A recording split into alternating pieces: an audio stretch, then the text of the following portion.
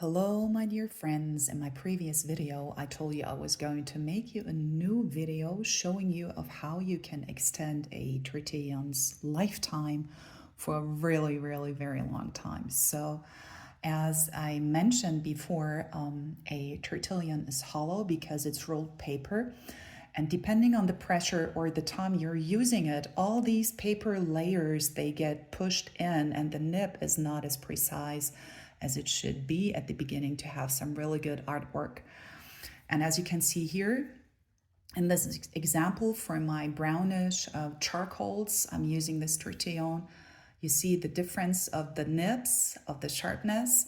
So what you can either do is use something sharp, like a skewer, for instance, or I prefer large paper clips. I already opened this one here.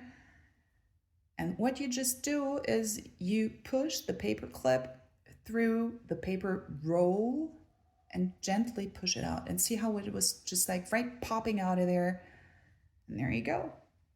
You've got a good, long-lasting nib, almost like before. It stays the way it is, and you're going to have lots of fun for a long time with your tortillon. I hope I could help you with this. Sending you love and hugs. Bye-bye.